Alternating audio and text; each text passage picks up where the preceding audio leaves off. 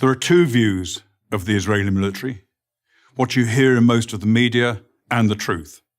I'm going to tell you the truth. I was the commander of British forces in Afghanistan.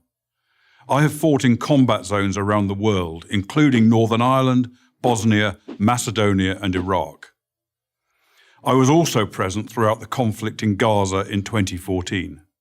Based on my experience and on my observations, the Israel Defense Force, the IDF, does more to safeguard the rights of civilians in a combat zone than any other army in the history of warfare.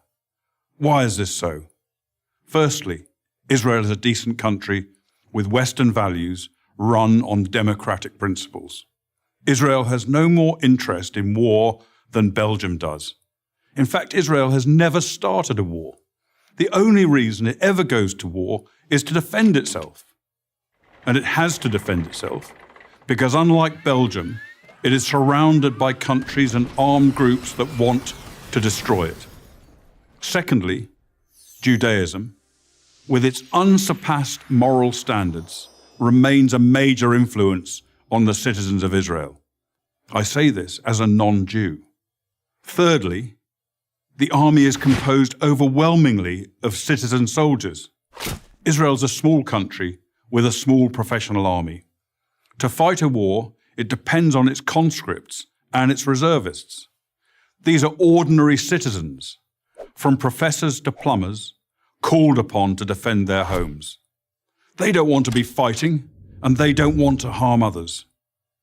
Nowhere was the essential morality and decency of the IDF more evident than in the Gaza war of 2014. If ever there was a purely defensive war, this was it.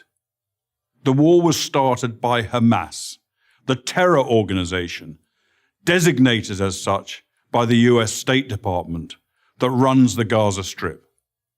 In the first 6 months of 2014, Hamas launched hundreds of rockets at Israeli civilians. After repeated warnings from Israel to stop, the Israeli Air Force finally conducted precision strikes to halt the rocket fire, and the IDF advanced into Gaza to destroy a network of terror tunnels that Hamas had constructed to attack Israeli communities near the Gaza border. The IDF took extraordinary measures to give Gaza civilians notice of targeted areas, dropping millions of leaflets, broadcasting radio messages, sending texts, and making tens of thousands of phone calls. Let me repeat that. The Israelis called Gazans on their cell phones and told them to leave their residences and move to safety.